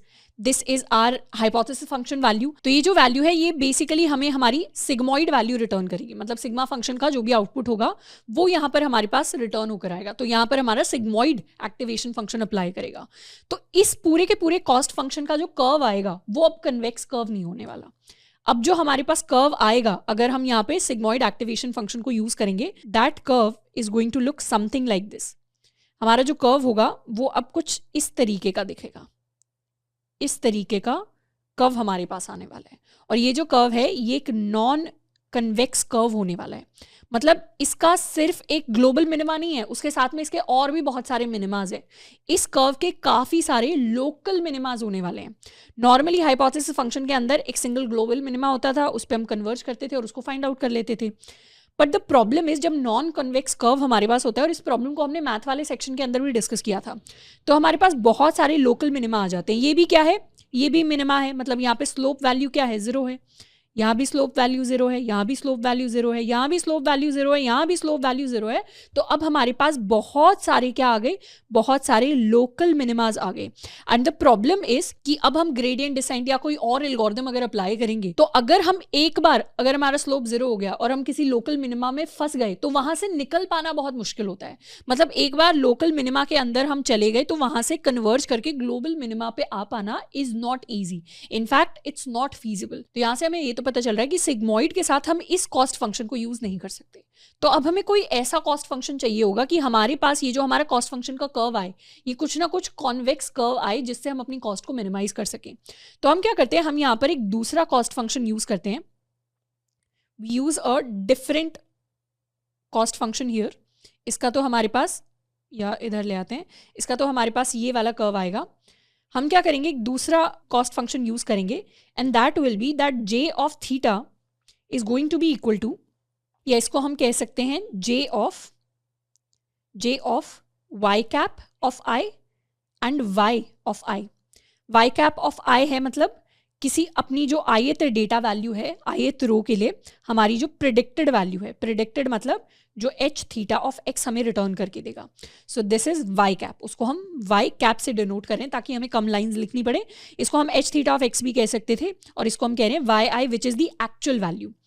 ये क्या है? ये हमारी प्रिडिक्टेड वैल्यू है y कैप, एंड yi क्या है? हमारी एक्चुअल वैल्यू है। तो ये कॉस्ट फंक्शन हम किसके लिए डिफाइन करेंगे? ये cost function individual data points के लिए डिफाइन करेंगे। ये ओवरऑल हमारी पूरी एल्गोरिथम का, पूरे डेटा सेट का कॉस्ट फंक्शन नहीं है। इंडिविजुअल डेटा के लिए हमारा जो एरर कैलकुलेट होगा वो कैसे कैलकुलेट होगा? That error will be equal to minus log of y cap of i for y is equal to 1 and minus log of 1 minus y cap of i for y equals 0।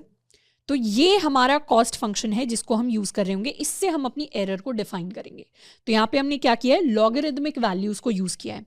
Log of predicted value का minus हम लेंगे for y is equal to 1, and जहां पर भी y की value 0 होगी, y की value 0 मतलब yi की वैल्यू 0 होगी, वहां पर negative of log of 1 minus y cap का हम लॉग लेने वाले हैं। अब इस चीज का एग्जैक्टली मतलब क्या है? बेसिकली अगर हम इस वैल्यू का ग्राफ ड्रॉ करें तो वो ग्राफ कैसा दिखेगा? इसको भी हम थोड़ा सा मिनिमाइज कर लेते हैं, या फिर let us copy this. Basically अगर हम इन वैल्यूज के लिए ग्राफ्स को ड्रॉ करें तो हमारा इस वैल्यू के लिए ग्राफ कैसा दिखेगा? वो कुछ इस तरीके का दिखेगा। कि यहाँ पर हमारी y की वैल्यू है एंड यहाँ पर we have minus log of y cap. तो इसका जो ग्राफ है वो कुछ इस तरीके का दिखेगा। यहाँ पर this is 0 and this is 1। ये ऊपर की तरफ y की तरफ इन्फिनिटी तक जाएगा एंड यहाँ पे 1 पे आके कन्वर्ज हो जाएगा। इस ग्राफ से हम क्या समझ सकते हैं? इस ग्राफ से हम ये समझ सकते हैं, ऐसे इंट्यूशन ड्रॉ करते हैं कि लेट्स सपोज ये ग्राफ है for y is equal to 1। हमें पता है हमारे y की वैल्यू 1 है। अगर y कैप में भी 1 आया, मतलब y कैप जो प्रिडिक्टेड y है वो भी अगर 1 आया और एक्चुअल भी 1 था, तो उस केस में एरर कितना होना चाहिए? प्रिडिक्टेड और एक्चुअल सेम है तो एरर 0 होना चाहिए। तो उस केस में हमारा ग्राफ कहाँ पर आ रहा है? हमारा ग्राफ 0 पर आ रहा है। पर अगर इसने कंप्लीट ऑपोजिट प्रिडिक्ट कर दिया कि मतलब y की वैल्यू तो 1 थी पर इसने 0 प्रिडिक्ट कर दिया, उस केस में हम सोचते हैं कि हमारा एरर बहुत ज़्यादा बड़ा होना चाहिए। मतलब हमारी एरर की value should approach to infinity, जो कि हमारे इस पर्टिकुलर कर्व के अंदर होता है। तो जब y की वैल्यू 0 के पास जाएगी, हमारे एरर की वैल्यू इन्फिनिटी के पास जा रही होगी। एंड इस पर्टिकुलर ग्राफ के अंदर भी ये होता है। इस वैल्यू के लिए अगर हम ग्राफ को ड्रॉ करें तो वो कुछ इस तरीके का ग्राफ होगा। यहाँ पर इफ़ वी हैव y, तो यहाँ पर हमारे पास आ जाएगा minus log of 1 minus y cap. So if this is equal to 1 and यहाँ पर हम एक स्ट्रेट वर्टिकल लाइन ड्रॉ करने की कोशिश करें, ये अगर हमारे पास 0 हो तो यहाँ पे हमारा जो कर्व है वो कुछ इस तरीके का दिखाई देगा, जो ऊपर जाके इन्फिनिटी को अप्रोच कर रहा होगा। अब इस कर्व का क्या मतलब है? इस कर्व का बेसिकली मतलब ये है कि यहाँ पर y की वैल्यू 0 है, हमें पता है। तो y प्रिडिक्टेड अगर 0 हो तब तो एरर 0 होना चाहिए। तो y भी 0 है, y प्रिडिक्टेड भी 0 है, तब एरर 0 है कर्व के अंदर। पर अगर y प्रिडिक्टेड की वैल्यू 1 हो गई, मतलब आंसर 0 था पर इसने 1 प्रिडिक्ट कर दिया, मतलब बहुत बड़ी गलती कर दी और एरर काफ़ी बड़ा होना चाहिए। तो उस केस में हमारा एरर कहाँ पे जा रहा है? हमारा एरर इन्फिनिटी को जाके अप्रोच कर रहा है। तो ये कॉस्ट फंक्शन या ये लॉस फंक्शन हम इसलिए यूज करते हैं because why do we use this particular loss function? Because we want to penalize severe wrong predictions. क्या मतलब है? मतलब ये है कि एल्गोरिदम में आंसर अगर 0 होना चाहिए था, पर मान लो एल्गोरिदम ने बोल दिया 0.1 है या 0.2 है, तो कोई बड़ी गलती नहीं की। लेकिन अगर आंसर 0 था और प्रिडिक्ट कर दिया 0.9, तो ये तो बहुत बड़ी गलती हो गई और यहाँ पे पेनल्टी बड़ी होनी चाहिए। तो जहाँ पे भी बड़ी गलती हो रही है वहाँ पे हम पेनल्टी को भी बढ़ाना चाहते हैं, वहाँ पर हम इस पर्टिकुलर फंक्शन को यूज़ करते हैं। And this particular function is a very important function in math. ये जो पर्टिकुलर कॉस्ट फंक्शन होता है इसको हम कहते हैं, या मैथमेटिकल फंक्शन होता है, इसको हम कहते हैं अपना लॉग लॉस फंक्शन। ये फंक्शन लॉग लॉस फंक्शन होता है, या फिर इसका दूसरा नाम भी होता है, इसे हम कहते हैं बाइनरी क्रॉस एंट्रोपी फंक्शन। तो दोनों ही नाम हम इसके लिए यूज़ कर सकते हैं and you can remember these names. तो बेसिकली हम अपने लॉग लॉस फंक्शन को यूज़ करते हैं as the cost function in logistic regression. हम अपने नॉर्मल फंक्शन को यूज़ नहीं करते। वाई? ये इंपॉर्टेंट रीजन भी याद रखना है, इसको नोट्स के अंदर you can mention it because this is important. Because we want to penalize severe wrong predictions. Wrong predictions की पेनल्टी नहीं बढ़ाना चाहते, सिवियर रॉन्ग प्रेडिक्शंस की पेनल्टी बढ़ाना चाहते हैं, जहां पे बहुत गलत ही प्रेडिक्ट कर दिया। जैसे जहां पर एक्चुअल वैल्यू तो 0 नहीं चाहिए थी, एक्चुअल वैल्यू 0 है, वहां पे आपने क्या प्रेडिक्ट कर दिया? y कैप के अंदर 0.9 प्रेडिक्ट कर दिया। तो एक्चुअल वैल्यू 0 है, मतलब ये वाला कर्व यूज होगा, और प्रेडिक्टेड वैल्यू क्या हो गई? 0.9 हो गई, मतलब वो काफी हाई वैल्यू होगी। इसका ऑपोजिट भी कर सकते हैं, y की वैल्यू अगर 1 है पर y कैप ने प्रेडिक्ट किया सिर्फ 0.1, तो इस वाले कर्व के अंदर y की वैल्यू तो 1 है पर y कैप ने प्रेडिक्ट किया 0.1। 0.1 मतलब इस एक्सिस के काफी पास होगी, बहुत बड़ी वैल्यू होगी। तो हम क्या निकालेंगे? हमारी जो फाइनल कॉस्ट आएगी फिर डेटा पॉइंट्स के लिए वो काफी हाई होगी। तो लेट्स मिनिमाइज दिस एंड हम क्या कर सकते हैं? हम इन दोनों वैल्यूज को कंबाइन करके एक सिंगल लाइन के अंदर भी लिख सकते हैं। मतलब if I want to combine these values तो हम लिख सकते हैं that j of y cap and y is equal to minus y into log of y cap minus 1 minus y into log of 1 minus y cap. इसको हम इस form के अंदर भी लिख सकते हैं। इस फॉर्म के अंदर लिखने का क्या मतलब है कि अगर लेट्स सपोज y की वैल्यू 0 है, y की वैल्यू अगर 0 होगी तो ये वैल्यू 0 हो जाएगी, ये टर्म कंप्लीटली हट जाएगी और सिर्फ इतना फंक्शन निकल कर आएगा which is equal to this value. वहीं दूसरी तरफ अगर y की वैल्यू 1 हो गई, y की वैल्यू 1 हो गई तो ये 1 माइनस 1 0 हो जाएगा, ये टर्म कंप्लीटली हट जाएगी, तो सिर्फ इतनी वैल्यू निकल कर आएगी which is equal to this value. तो इस तरीके से इसे सिंगल लाइन में हम इस तरीके से रिप्रेजेंट कर सकते हैं and then what becomes the overall cost function. Overall cost function जो हमारे लिए निकलेगा, जो बेसिकली हमारा लॉग लॉस या बाइनरी क्रॉस एंट्रोपी फंक्शन होगा, that is going to be j theta इसे हम कहेंगे -1/m। हम अपनी इस इक्वेशन से माइनस माइनस दोनों का कॉमन ले रहे हैं। -1/m summation of i is equal to 1 to m, मतलब सारे डेटा पॉइंट्स के लिए। ये क्या था, ये सिंगल डेटा पॉइंट के लिए था। इसी को हम समराइज करके इसकी मीन वैल्यू ले रहे हैं। तो मीन वैल्यू के लिए m से डिवाइड कर दिया और सारे डेटा पॉइंट्स के लिए सम कर रहे हैं, is equal to y into log of y cap of i।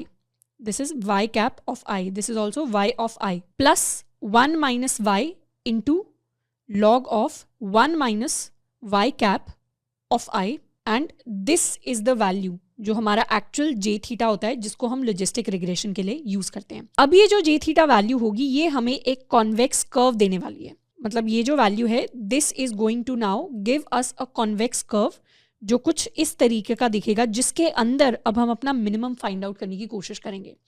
तो लीनियर रिग्रेशन करते टाइम हमने हाइपोथेसिस फंक्शन को फिगर आउट किया था, कॉस्ट फंक्शन को फिगर आउट किया था, फिर कन्वर्जेंस थ्योरम की बात की थी। यहाँ पे हमने बात कर लिया हमारा हाइपोथेसिस फंक्शन क्या होने वाला है, हमारे कॉस्ट फंक्शन की हमने बात कर लिया, this is going to be the cost function. Convergence theorem हमारी सेम रहेगी। कन्वर्जेंस थ्योरम के अंदर हम यही काम करेंगे कि theta J is going to be theta J minus alpha which is the learning rate of D by D theta of J theta. बिल्कुल यही सेम काम है जो हम कन्वर्जेंस थ्योरम के अंदर करेंगे। बेसिकली उसी तरीके का हमारा ग्रेडियंट डिसेंट वाली टेक्निक हम यूज करते हैं to converge to the minimum value which is the global minimum value, and इस तरीके से लॉजिस्टिक रिग्रेशन के अंदर हम अपनी प्रेडिक्शंस को करते हैं। So this is the overall logic and overall intuition behind logistic regression. Linear regression की तरह अब हम कॉन्टिन्यूस न्यूमेरिकल वैल्यूज को प्रेडिक्ट नहीं करेंगे, अब हम एक प्रोबेबिलिटी प्रेडिक्ट करेंगे बिटवीन टू कैटेगरीज कि 0 या 1 के बीच की हम एक वैल्यू प्रेडिक्ट करेंगे, एंड जितनी वो वैल्यू 0 के पास है उतना हम 0 की तरफ जाएंगे, जितनी वो वैल्यू 1 के पास है उतना हम 1 की तरफ जाएंगे, एंड इस तरीके से हम अपने एरर को, अपने कॉस्ट को, अपने लॉस को कैलकुलेट करने वाले हैं। So next we are going to look at the implementation of logistic regression. So let's talk about the implementation of logistic regression. उसके अंदर I've selected this particular data set. You can download it from Kaggle. इस link पर जाकर हम अपनी data set को download कर सकते हैं। I've already downloaded it in heart.csv. तो ये हमारे पास कुछ डेटा सेट है फॉर हार्ट अटैक प्रिडिक्शन। तो this is for heart attack possibility. इसके अंदर हमारे डेटा सेट के अंदर हमारे पास काफ़ी सारे एट्रीब्यूट्स हैं, जिसमें we have age, we have gender, we have chest pain type, we have resting blood pressure, and इस तरीके से we have a lot of different values. Finally जो हमारे पास फाइनल आउटपुट आएगा वो टारगेट है। टारगेट 0 का मतलब है less chances of heart attack, target 1 का मतलब है more chances of heart attack. तो इस तरीके से हमारे पास ये डेटा गिवन है। अब इस डेटा को सबसे पहले तो लेट अस इम्पोर्ट इट। तो डेटा को इम्पोर्ट करने से पहले लेट्स इम्पोर्ट एक तो pandas एज pd, उसके साथ में I also want to import seaborn as SNS, plus I also want to import from sklearn.linear model. I want to import my model which is logistic regression. जैसे linear model के अंदर हमने linear regression को import किया था linear regression वाले code के अंदर, वैसे हम लॉजिस्टिक रिग्रेशन को इंपोर्ट कर सकते हैं। Plus from sklearn.model selection I want to import my train test split. सारी डॉक्यूमेंटेशन sklearn की मैंने आपको ऑलरेडी शो कर दी है कि किस तरीके से सर्च करना होता है। If you want to look at the official logistic regression documentation तो you can visit this link और you can search for sklearn logistic regression. तो लीनियर मॉडल से हम अपने लॉजिस्टिक रिग्रेशन को इस तरीके से इंपोर्ट करते हैं। तो ये हमने मेजॉरिटी चीज़ें इंपोर्ट कर ली है। Plus there is one more thing that I want to import. sklearn.metrics से I want to import accuracy score. There is something called accuracy score and my precision score. तो accuracy और precision दो important parameters होते हैं जिससे हम अपने model को evaluate करते हैं। इसके अलावा भी parameters होते हैं, उनको डिटेल में हम पढ़ेंगे, पर जस्ट अभी के लिए एक accuracy मैंने import किया है, precision किया है। accuracy precision अभी हमें डिटेल में नहीं समझ में आएगा कैसे कैलकुलेट होता है, पर अभी के लिए we can just see जितनी हाई accuracy वैल्यू होगी उतना अच्छा होगा, जितनी हाई precision वैल्यू होगी उतना हमारे मॉडल के लिए अच्छा होगा। तो ये सारी चीज़ें हैं जिनको हमने इम्पोर्ट कर लिया। अब डेटा को रीड कर लेते हैं। I have my heart data या हार्ट DF कह देते हैं इसको, pandas.read CSV। इसके अंदर I will pass my heart.csv। तो हमारा हार्ट DF आ गया। हार्ट DF के अंदर if I look at the data तो it looks something like this. तो हमारे पास ये हमारी सारी की सारी वैल्यूज़ हैं। इसमें हमारी टारगेट वैल्यू जिसको हम प्रिडिक्ट करना चाहते हैं, हम चाहें तो सारे कॉलम्स की भी वैल्यू को प्रिंट करवा सकते हैं। If I do dot columns, तो ये सारे के सारे कॉलम्स हैं जो हमारे पास हैं, plus I can also do dot info, तो हमारे पास सारी इन्फॉर्मेशन आ जाएगी। लेट्स लुक एट कि नल वैल्यूज़ हैं या नहीं। हमारे डेटा के अंदर हमारे पास कोई नल वैल्यूज़ नहीं है, तो हमें कोई एज सच प्री प्रोसेसिंग करने की यहाँ पर ज़रूरत नहीं है in terms of removing missing values. तो यहाँ पर इंट एंड फ्लोट के अंदर सारी की सारी वैल्यूज़ हैं, कोई एज सच कैटेगोरिकल वैल्यूज़ हमारे पास नहीं है। एंड 303 टोटल वैल्यूज़ हमारे पास हैं, सारी की सारी नॉट नल हैं। ये हमारी टारगेट वैल्यू है। हम चाहें तो टारगेट वैल्यू से यूनिक वैल्यूज़ को भी आइडेंटिफाई कर सकते हैं। Hard DF of target dot number of unique values, तो हमारे पास 2 यूनिक वैल्यूज़ हैं विच आर 0 and 1। तो हमारी टारगेट के अंदर हमारे पास या तो 0 होने वाला है या फिर हमारे पास 1 होने वाला है। तो इस तरीके से हमारा डेटा सेट है जो हमारे पास एग्जिस्ट करता है। तो लास्ट में लेट्स प्रिंट दिस, तो this is the data that exist for us. अब इस डेटा के ऊपर हमें लॉजिस्टिक रिग्रेशन करना है। उससे पहले we'll have to do train test split. Train test split करने से x और y में डेटा लेकर आ जाते हैं। x के अंदर कौन सा डेटा होगा? x के अंदर हार्ड DF से हमें सिर्फ ड्रॉप करना है अपने टारगेट को, तो target is basically our output. And heart DF के अंदर सिर्फ अगर हम टारगेट वैल्यू को लें तो ये हमारा आउटपुट हो गया, ये हमारा इनपुट हो गया, ये हमारा आउटपुट हो गया। तो we have our input and output values. यहाँ पर I can do either axis equal to 1 या फिर हमारे कॉलम्स की वैल्यू। तो x डॉट हेड को चेक कर लेते हैं, close this. x dot head के अंदर ये सारी की सारी वैल्यूज़ हमारे पास आ गई हैं। एंड y डॉट हेड को चेक करें तो ये सारी की सारी वैल्यूज़ हमारे पास आ गई हैं। उसके साथ में now let's do train test split. हम यूज़ करेंगे, हमारे पास आने क्या क्या वाला है, हमारे पास x ट्रेन आएगा, हमारे पास x टेस्ट आएगा, we'll have y train, we'll have y test, and we'll use the train test split function, जिसके अंदर हम अपने x को पास कर देंगे, हम अपने y को पास कर देंगे। हमारा टेस्ट साइज हम डिफाइन कर देते हैं, हम 20% टेस्ट साइज रखना चाहते हैं। एंड उसके साथ में we also have random state. Random state कुछ भी रख सकते हैं, 0 रख सकते हैं, कोई भी न्यूमेरिकल वैल्यू रख सकते हैं। तो इस तरीके से, वैसे इनफैक्ट डिफॉल्ट वैल्यू रख लेते हैं so that we remember it's always going to be the default value. तो ट्रेन टेस्ट स्प्लिट के अंदर हमारे पास वैल्यूज आ गई। Now I can finally start with my model. तो मॉडल कैसे आएगा? मॉडल आएगा लॉजिस्टिक रिग्रेशन से। तो I have the model and हम इस मॉडल को फिट करने वाले हैं for X train and for my Y train values. तो this is the logistic regression model. अब लॉजिस्टिक रिग्रेशन मॉडल में भी हमारे पास एक कन्वर्जेंस वार्निंग आ रहा है कि fail to converge, stop total number of iterations, reach limit. मतलब जो हमारी टोटल नंबर ऑफ आइटरेशंस है वो लिमिट रीच कर गए। बेसिकली लॉजिस्टिक रिग्रेशन के अंदर जो हमारे मैक्सिमम आइटरेशंस होते हैं उसकी डिफॉल्ट वैल्यूज 100।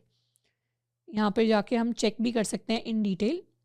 मैक्सिमम आइटरेशंस के अंदर the maximum number of iterations taken for the solvers to converge। solvers to converge मतलब जो हमारे पास इस तरीके का कर्व बनेगा, उस कर्व के अंदर हमें यहाँ पे कन्वर्ज करना पड़ेगा टू द मिनिमम।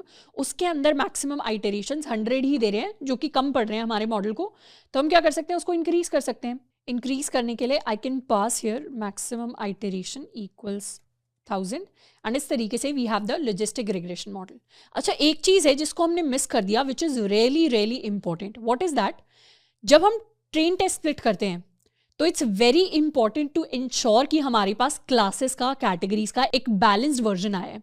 मतलब यहाँ पर if I want to check कि मेरे एक्स टेस्ट के अंदर, if in my X test how many values for X test are equal to, या एक्स टेस्ट नहीं, for Y test how many values for Y test are equal to 1। तो हमारे पास कुछ इस तरीके की, या फिर इसको वाई ट्रेन के लिए यूज़ करते हैं, how many values for Y train are equal to 1।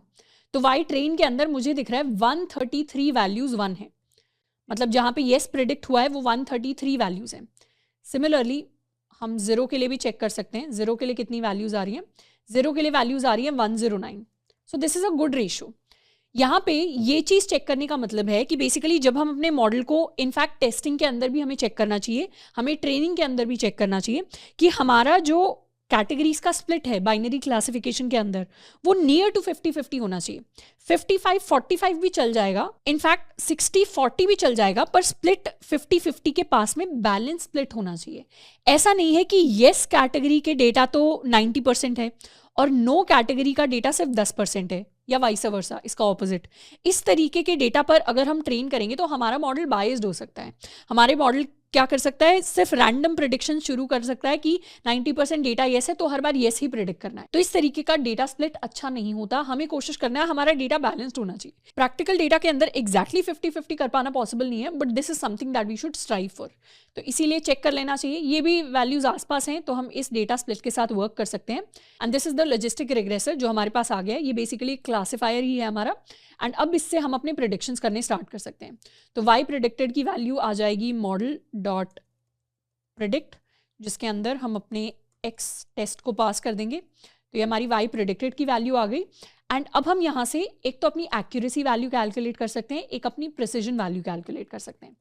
तो एक्यूरेसी कैसे कैलकुलेट होगी, accuracy of the model is going to be the accuracy score, जिसको हमने ऊपर इंपोर्ट किया था sklearn मैट्रिक्स से, हमारा एक्यूरेसी स्कोर एंड हमारा प्रिसीजन स्कोर। तो it's going to be accuracy score, पहले एक्चुअल वैल्यूज पास करेंगे, फिर हम अपनी प्रेडिक्टेड वैल्यूज पास करेंगे विच इज वाई टेस्ट। तो ये हमारी okay, I have pass the same value. अच्छा, यहाँ पे एक्यूरेसी 100% दिखा रहा है, अभी 1 दिखा रहा है, जिसका मतलब है कि सब कुछ सेम प्रेडिक्ट हुआ क्योंकि मैंने सेम वैल्यूज पास कर दी हैं। But this should be this value. इसको हम परसेंटेज में भी चाहें तो कन्वर्ट कर सकते हैं। I can multiply it with 100 and convert it to some percentage. तो 88.5% हमारी एक्यूरेसी निकल कर आई है, which is fine, which is like pretty good. मैंने आपको ऑलरेडी बताई थी एक रेंज, स्पेसिफिक रेंज जिसके अंदर हम वर्क कर सकते हैं।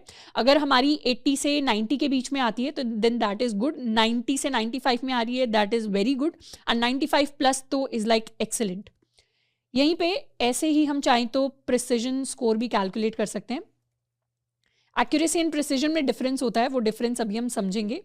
प्रिसीजन स्कोर के लिए I can just use this. तो प्रिसीजन हमारा है 87.87%। तो इस तरीके से this is the models performance right now. ऐसे ये हमारा लॉजिस्टिक रिग्रेशन का मॉडल कंप्लीट हो गया है एंड ये हमारे मॉडल की परफॉर्मेंस है। हम चाहें तो वाई प्रिडिक्टेड को प्रिंट भी करवा सकते हैं। तो ये सारी वैल्यूज हैं जो वाई प्रिडिक्टेड ने दी हैं एंड ये एक्चुअल वैल्यूज थी जो एग्जिस्ट करती थी। तो इस 0 के लिए 0 ही प्रिडिक्ट किया है, पर इस यहाँ पे 1 प्रिडिक्ट हुआ है, यहाँ पे 0 प्रिडिक्ट हुआ है। So there is a difference in values, पर हम कह सकते हैं 88.5% हमारे मॉडल की एक्यूरेसी है। तो उस तरीके से हमारे मॉडल ने प्रिडिक्शंस किए हैं। So this is how we write the code for plain simple logistic regression. अब हमें नेक्स्ट चीज़ क्या करनी है, हम अपने मॉडल की परफॉर्मेंस को और ज़्यादा इंक्रीज करके देखना चाहते हैं। तो उसके लिए हम कुछ पैरामीटर्स को ट्वीक कर सकते हैं, कुछ फीचर्स को ट्वीक कर सकते हैं, बेसिकली फीचर इंजीनियरिंग कर सकते हैं। तो फीचर इंजीनियरिंग के अंदर मेजॉरिटी चीज़ें हमने ऑलरेडी डिस्कस कर ली थी पहले, पर फीचर इंजीनियरिंग के अंदर एक इंपॉर्टेंट चीज़ है जिसको हम डिस्कस करने वाले हैं, which is called standardisation and normalisation, कि कैसे हम अपनी डेटा को, अपने फीचर्स को ट्रांसफॉर्म कर सकते हैं। तो next thing that we are going to talk about is normalisation and standardisation for our features.